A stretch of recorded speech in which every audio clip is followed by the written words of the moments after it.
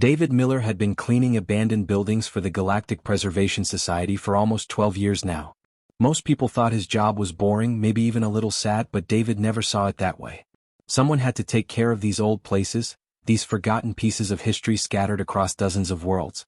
Someone had to make sure they didn't just crumble into dust and disappear forever. His latest assignment brought him to a moon called Thalvera, way out on the edge of colonized space. The place was small, mostly empty except for a few research stations and mining outposts. The locals were friendly enough when his transport shuttle landed, but they all gave him the same strange look when he mentioned where he was headed. The old temple? An elderly alien shopkeeper had asked, her three eyes widening. "You're going there alone?" David had just smiled and nodded. He'd heard it all before. Every old building had stories attached to it. Ghosts, curses, ancient guardians that would strike down intruders. In 12 years, the scariest thing he'd encountered was a family of space rats that had made a nest in a collapsed cathedral on Proxima Station.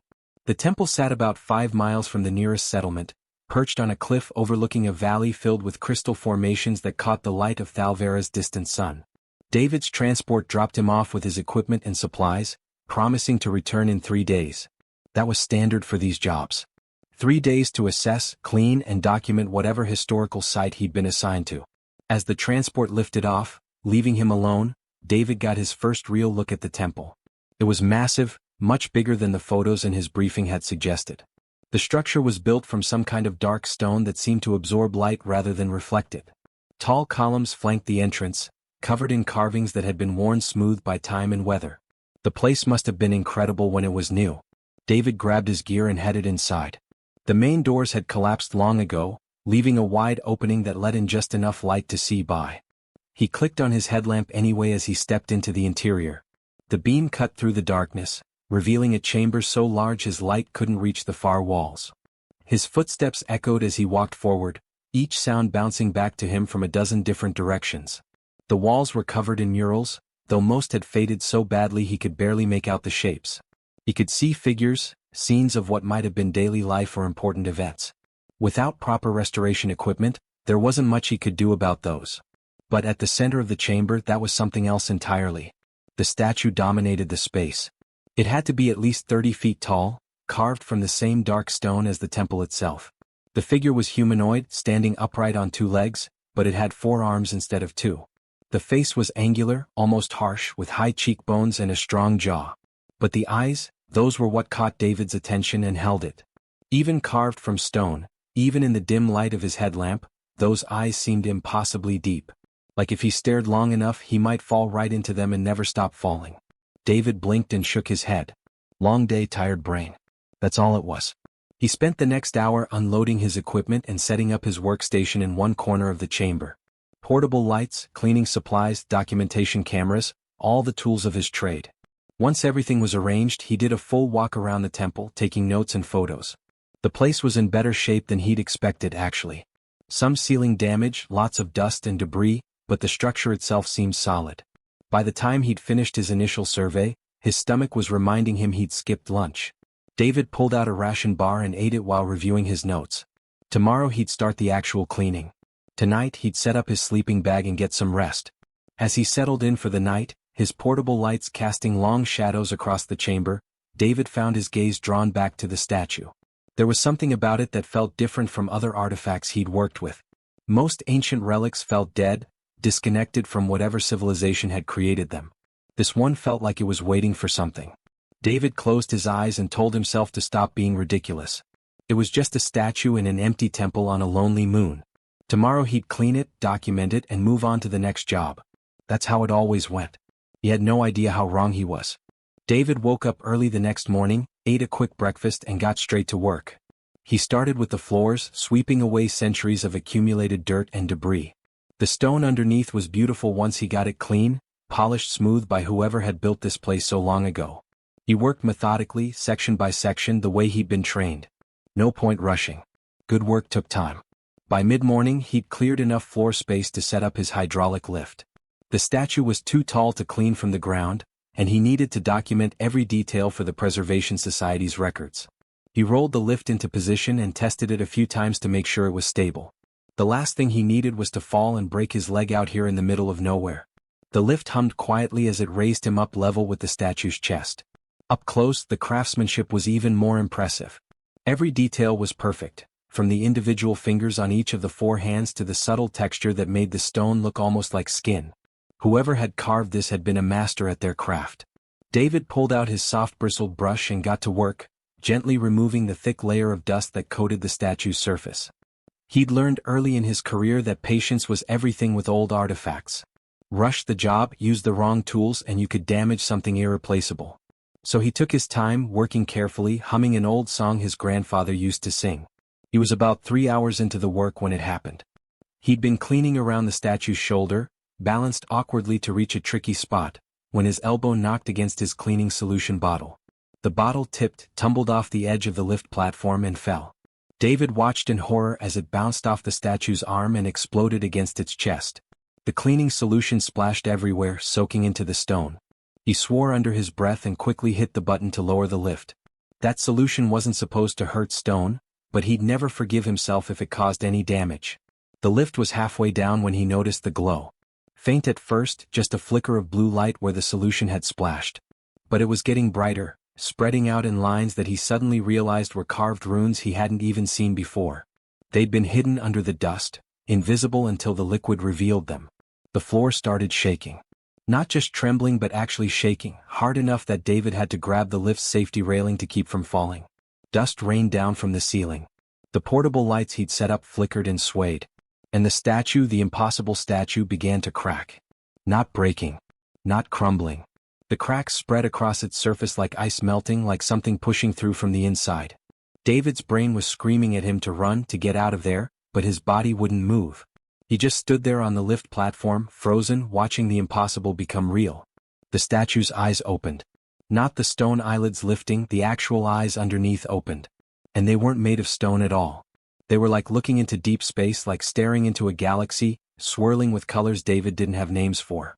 Those eyes fixed on him, and he felt the weight of that gaze down to his bones. Then it spoke. The voice came from everywhere and nowhere, resonating through the chamber, through the floor, through David's entire body. It was old, so incredibly old, and tired in a way that made David think of his grandfather in his final days. But it was also gentle, almost kind. Finally. That single word hung in the air. David's mouth opened and closed, but no sound came out. His hands gripped the railing so hard his knuckles had gone white. The statue was moving now, stone transforming into something else, something that shouldn't exist. The chest rose and fell. The massive form sat up slowly, carefully, like someone waking from a very long sleep. David finally found his voice. "I'm sorry. I didn't mean to break anything. I was just cleaning, I swear, I didn't know this would happen." The words tumbled out in a rush, tripping over each other. His supervisor was going to kill him. The Preservation Society was going to fire him. He'd somehow broken a priceless alien artifact and brought to life something that was supposed to stay stone. But the being just smiled. Those impossible eyes crinkled at the corners, and the expression was so unexpectedly warm that some of David's panic started to fade, replaced by confusion. "You have nothing to apologize for, David Miller," the being said, "and how did it know his name? You have freed me. After 10,000 years of waiting, you have finally freed me." The being stretched, for arms extending in different directions, and David heard the sound of stone grinding against itself, then becoming something softer. The transformation was complete. Whatever this thing was, it wasn't a statue anymore. It was alive, awake, and looking at him like he'd just done something incredible instead of catastrophically stupid. David's brain struggled to catch up with what his eyes were seeing. This couldn't be real. Things like this didn't happen. Not to him. Not to anyone. He cleaned buildings. He swept floors. He documented old relics for historical records. He didn't wake up ancient alien gods. But apparently today he did. David's hands shook as he lowered the hydraulic lift back to the ground. His legs felt like rubber when he stepped off, but he managed to stay upright. The being, whatever it was, watched him with those galaxy eyes, patient and calm. It made no sudden moves, just sat there on what had been its pedestal for who knew how many centuries. "I don't understand," David finally managed to say. His voice sounded strange in his own ears, too high and tight. "What just happened? What are you?" The being rose to its full height, and the temple seemed to grow around it, the walls stretching upward to accommodate its size. David's rational mind knew that was impossible, but nothing about this situation made sense anymore. My name is Caliph, the being said. I was the last guardian of my people, the Orin. And I have been asleep for a very, very long time. David grabbed one of his equipment cases and sat down on it before his legs gave out. Asleep? You mean you weren't dead? This whole time you were just sleeping? Caliph moved closer, and David noticed the being's movements were fluid now, graceful in a way that stone could never be. Whatever it was made of now, it definitely wasn't rock anymore. The being lowered itself to sit cross-legged on the floor, bringing its face closer to David's level. The gesture felt deliberate, like it was trying not to be intimidating. I chose to enter stasis, Caliph explained. My civilization destroyed itself through greed and endless war. We had everything we could have wanted, technology beyond measure, knowledge that spanned the cosmos. But it wasn't enough. We always wanted more, always needed to conquer, to possess, to control. David listened, his fears slowly being replaced by curiosity. This was the kind of story he'd imagined while cleaning dozens of abandoned sites, wondering about the people who'd built them. Except now he was hearing it directly from someone who'd lived it. I watched my world burn, Caliph continued, and there was such deep sadness in those words that David felt his chest tighten. I watched my people tear each other apart over resources we didn't need, power that corrupted everyone who touched it. In the end I was alone, the last of the Orin. And I realized that if my people's knowledge survived, if others found it, they might repeat our mistakes. So you hid it, David said quietly. You put yourself to sleep and waited. Caliph nodded, all four hands moving in a gesture that might have been the alien equivalent of a sigh. I sealed myself and the temple's knowledge away. I created a barrier that could only be broken by someone with pure intent, someone who approached this place without selfish desire. For 10,000 years beings came. Conquerors looking for weapons. Treasure hunters seeking riches. Religious fanatics demanding miracles and power. David thought about all those people coming to this temple over thousands of years, and felt a strange chill. What happened to them? Nothing, Caliph said simply. The barrier did not harm them. It simply did not respond. They found an empty temple and a stone statue. Nothing more. They left disappointed, angry or afraid, but they left. The being leaned forward slightly. Until you. But I'm nobody special, David protested. I'm just a guy who cleans old buildings. I came here to do my job, that's all. Exactly, Caliph said, and there was something that might have been a smile in that alien face. You came with no expectations of reward. No demands. No prayers. You saw an abandoned place that deserved care and you gave it that care. You treated this temple, my resting place, with respect simply because it existed, not because you wanted something from it. David looked down at his hands, still grimy from the morning's work. I just think old things deserve to be looked after. Especially things that people built with care. Someone put their heart into making this place. Seems wrong to let it fall apart just because they're gone. That compassion, Caliph said softly, that simple, genuine compassion is what broke the seal. Not magic words or special rituals. Just a human being who saw something broken and wanted to fix it, expecting nothing in return. David felt his face getting hot. He'd never been good with compliments. So what happens now? I mean, you're awake. What are you going to do? Caliph was quiet for a long moment, those cosmic eyes studying David with an intensity that should have been uncomfortable but somehow wasn't. That is an excellent question. I've been asleep for so long, I do not know what the galaxy has become. Are the species I knew even still alive? Have others risen to take their place?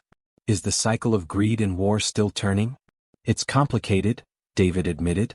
There's a lot of different species now, all working together through something called the Galactic Council. It's not perfect. People still fight sometimes, still argue over resources and territory. But mostly we try to cooperate. Humans we only joined about 60 years ago. We're still kind of the new kids. Humans, Caliph repeated the word slowly, like tasting it. And they sent you, a human, to care for forgotten places across the stars? Well, yeah. Somebody has to do it. The Preservation Society makes sure old sites don't get lost or destroyed. We document them, protect them, keep them safe for future generations. David shrugged. It's important work even if it's not glamorous. Caliph stood again, moving to one of the temple walls. One hand traced the faded murals that David had noticed the day before. Tell me about your people, David Miller. Tell me about humanity. I wish to understand the species that values preservation over profit. So David talked. He told Caliph about Earth, about how humans had nearly destroyed their own world before learning to do better. He talked about the mistakes humanity had made, the wars and the waste, but also about how they'd changed, how they'd learned. He explained about the Galactic Council, about the different alien species he'd met in his work, about the complicated process of dozens of civilizations trying to build something better together. And Caliph listened to every word. David knew he had to report what happened. It was part of his job, and besides, this was way too big to keep to himself. That evening, after spending hours talking with Caliph, he pulled out his communication device and called his supervisor, Lisa Bennett. "Hey Lisa," he said, trying to sound casual. "So, funny thing happened at the temple today. Please tell me you didn't break anything," Lisa said. She sounded tired. It was late back at headquarters. "Well, not exactly broke. More like activated." David winced. The statue wasn't actually a statue. It was an alien in stasis, and I kind of accidentally woke it up. There was a long silence on the other end. Then Lisa laughed. "David, are you feeling okay? The isolation getting to you out there? Heat stroke maybe?" "I'm serious, Lisa. I'm standing here looking at a 30-foot-tall alien being who says its name is Caliph and it's been asleep for 10,000 years. Right. And I'm the Queen of Andromeda." Lisa sighed. "Look, finish your survey, take some time to rest, and we'll talk when you get back. Maybe stay out of the sun tomorrow." David looked at Caliph, who had been listening to the conversation with what might have been amusement. "She doesn't believe me. Perhaps I should speak with her," Caliph suggested. 5 minutes later, Lisa was no longer laughing. Caliph's image filled the hologram projector, too large for the frame, clearly not a recording or a trick. Lisa had gone completely white and promised to call back. When she did, 2 hours later, she had the entire Preservation Society board on the line, along with representatives from the Galactic Council. Things moved very quickly after that. By the next morning, Thalvera's empty skies were filled with ships. Military vessels from a dozen different species, their weapons trained on the temple just in case. News carriers broadcasting live footage to billions of viewers across known space.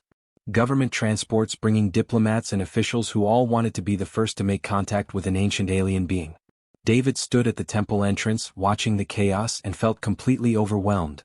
His communication device hadn't stopped buzzing. Reporters wanted interviews. His family back on Earth had seen the news and were calling nonstop.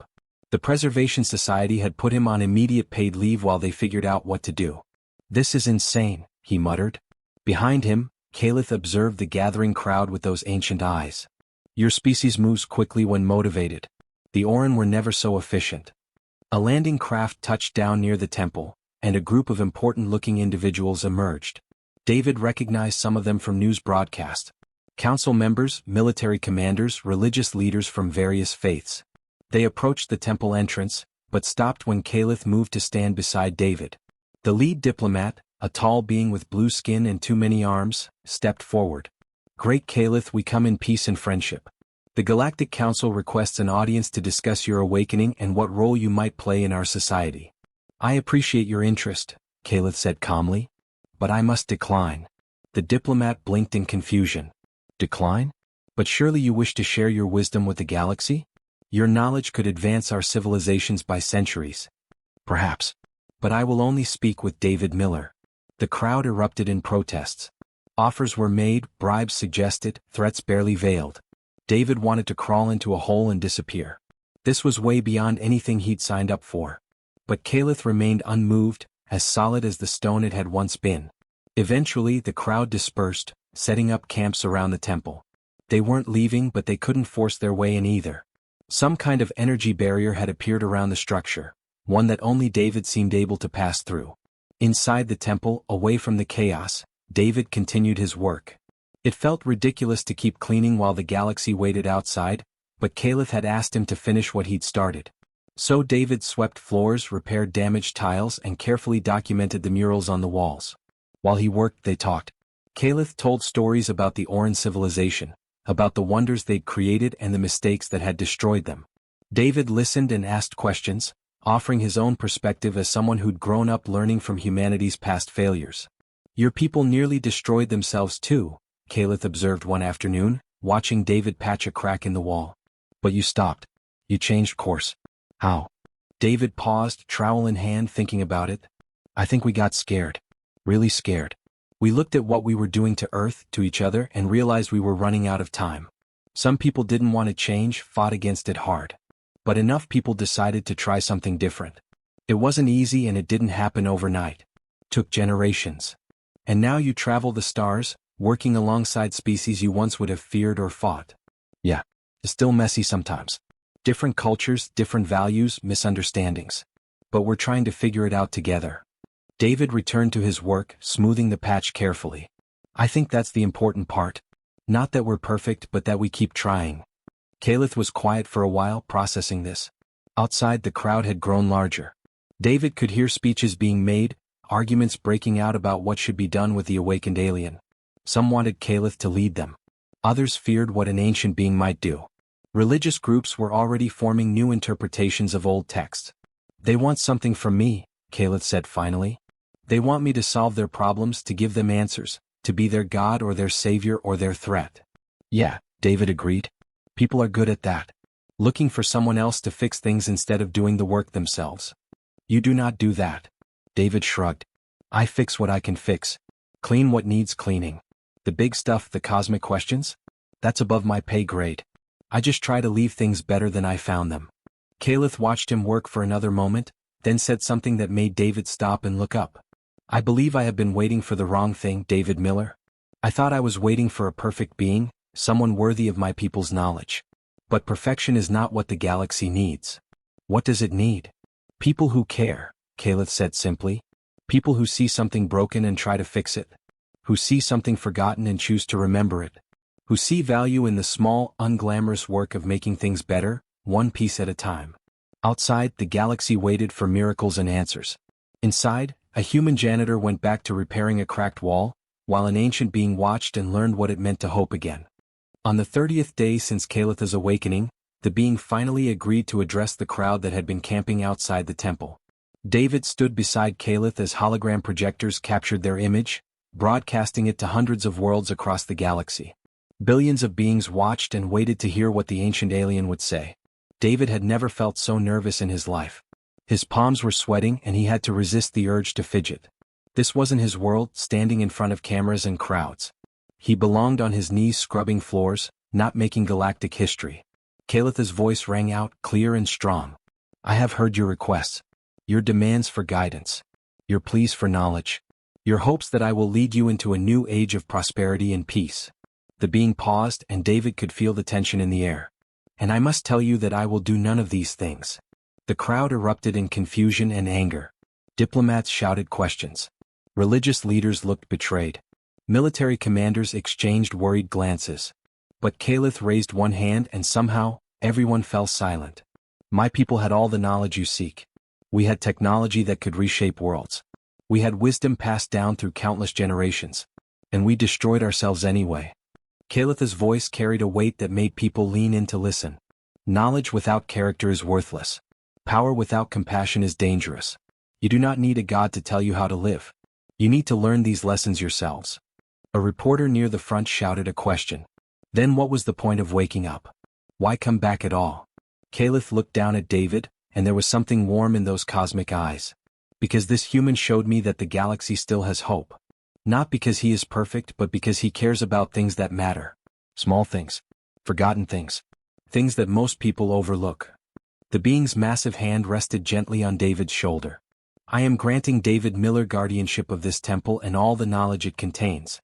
He will decide who is worthy to learn what the Orin discovered. David's stomach dropped. Wait, what? Caliph, I can't do that. I don't know anything about advanced technology or ancient wisdom. I'm a janitor. Exactly, Caliph said with what David had come to recognize as a smile. You understand the value of maintenance, of care, of doing small things well. That is the wisdom this galaxy needs most. The crowd went wild. Some people were furious, demanding that Caliph reconsider. Others were confused, unable to understand why an ancient being would trust a nobody with such responsibility. A few, though, were thoughtful, quiet, watching David with calculating eyes. Over the next few weeks, things slowly settled into a new normal. Most of the crowd dispersed, disappointed or angry. But some stayed, setting up a small community around the temple. These were people who wanted to learn, who were willing to accept Calith's strange terms. David didn't know what he was doing at first. He'd never taught anyone anything except maybe how to properly clean different types of alien stone. But Caliph guided him, helped him understand what the being had in mind. The first test was simple. A young scientist arrived, brilliant and eager, demanding access to the Orin's medical technology. She had credentials from the best universities, recommendations from famous researchers, a list of diseases she wanted to cure. David handed her a bucket and a brush. The temple's east wing needs cleaning. Lots of debris, some damaged walls that need repair. She stared at him like he'd lost his mind. I'm not a janitor. I'm here for the knowledge, not manual labor. Then you're not ready, David said simply. She left angry, calling him every name she could think of. But 2 weeks later she came back. Fine. Give me the bucket. She worked for 3 months. At first she complained constantly, did sloppy work, rushed through tasks to get them done. But gradually something changed. She started noticing details, taking pride in doing things right. She began talking to David while they worked, sharing her ideas, listening to his thoughts.